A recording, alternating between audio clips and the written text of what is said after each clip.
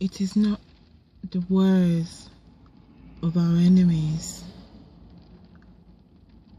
but the silence of our friends, says Dr. Martin Luther King. Eldridge Cleaver, if you are not part of the solution, you are part of the problem. Prophetic fallacy is going on around me. England is pouring rain. I didn't sleep very much yesterday because there is an urge to do this video, and I don't particularly want to do the video, but I know that I have to, because June is a World Sickle Cell Awareness Month, and I don't really, this year on sickle cell hasn't been easy. I'm gonna tell you a story of an almost 30-month-old baby mother, baby mama, beautiful little girl. She was full of life, and she passed away on my birthday. And I saw her mum yesterday, and sometimes grief, we want people to feel okay so that we can feel okay, but there's no time to grieve, as in time limit to grief. Today you're okay, but I saw my friend, it's only been 4 months, and she's lost her smile. So when we post on sickle cell and you choose not to share, not to raise awareness, it hurts. Because we mothers who deal with sickle cell, you have no idea what we go through. And on this February gone, 2014, has been a tough month. I have experienced moments of madness, moments of grief, moments of just, I'm crying and I don't know whether the tears are gonna stop, because it's not even your child. Yeah, because when baby Eliza died, she died of the hope that I have lived with. She died of the strength that I have gathered for the past almost 11 months of my child having sickle cell.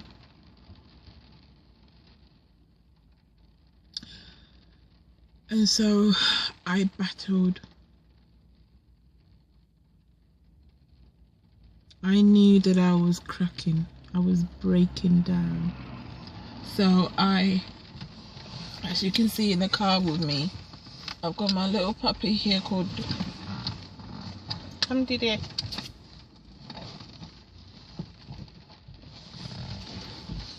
His name is Didier, and Didier has been my companion, because I went from a confident mother to a mother with no hope, a mother having to pick up her son from the middle of his sleep and bringing him to her bed so that she can stop crying.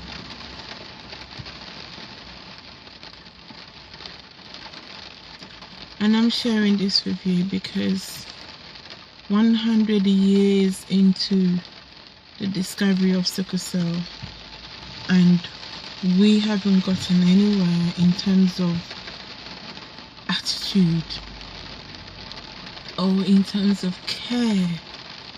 If you happen to live in a less predominantly minority and black area, you're on your own. And when Eliza died and we went to Hull for the funeral, I experienced that, because mysteriously my son became unwell after the funeral, after the burial. We had to rush him to the hospital. and from 9 p.m. to 2:30 a.m. this child was not seen to, given the right and the adequate medication for him to relieve his pain. And I left and came home traumatized. I remember calling a very dear friend, Eula Valentine, my backup troop, who had to call the nurses and said, "What you're doing is wrong. According to the NICE guidelines, the guidelines you take to treating anybody with sickle cell, whether they're in crisis or not, what you're doing is wrong." I had to threaten the doctors and the nurses at the hospital to say, if you do not see my child, I will call the police on you, because if I left the child in such neglect and pain, you will take him away from me. The table the blood was drawn from him had blood stains on it. And so this year, it's like, when I came home and I did research into, NHS attitude with sickle cell, I came across a young lady who was left to die, who died later because ambulance left her in pain because she had soiled herself. There was a report last year of a little boy called Emmanuel in Birmingham who died because his blood level went so low because the junior doctor didn't follow the instruction of the senior doctor. But yet, you see, these deaths are negligence, but they will be giving us statistics of sickle cell, and so we are silenced because we don't like talking about death. But this is not death.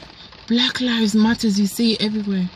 So why are we not complaining about adequate medical care for us?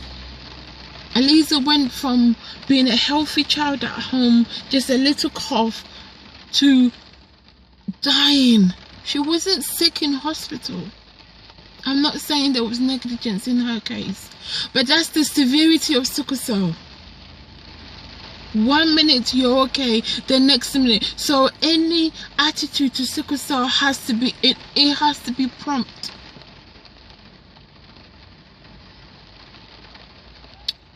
And so when we post on sickle cell and you choose not to share, but yet you're quick to share when it comes to cancer, you're quick to share anything else, why do we remain silent on sickle cell? It's like Ebola. But Ebola took course because Ebola affects, it is indiscriminate. But sickle cell is not a black disease, but it's the attitude, the silence. So I leave you with this, that it is not the silence, the words of our enemies, but the silence of our friends. And remember that name, Eliza, almost 13 months. Remember my name, Mami Pempe. I am a survivor of sickle cell because my son is a survivor of sickle cell. I am the mother behind the warrior. And we need a better awareness. We need a better healthcare system. We don't need our families, our young men and women going to hospitals and being seen as junkies because people don't believe them that they're in pain. But that's the life of a sickle cell person. I had a doctor asking me, are you sure he's got sickle cell in her hospital? And I looked at him. Because most of the time, we parents, we know more than them.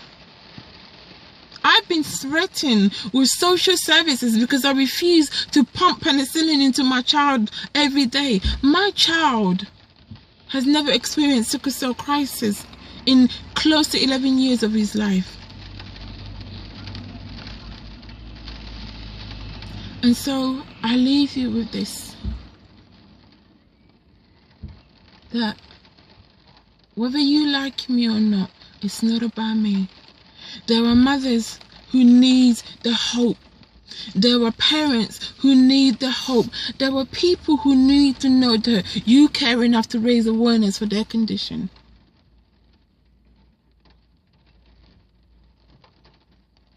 Because our lives matters. Sickle cell affects all of us, not just the survivors. It affects all of us. You need to know your status. You need to be aware. You need to offer hope. You need to offer funding. You need to volunteer. We need all that. The journey of 1,000,000 miles began with one step. And now here I am, picking up my son from school. And I leave you with this. Say hello to the camera. I leave you with this. Thank you.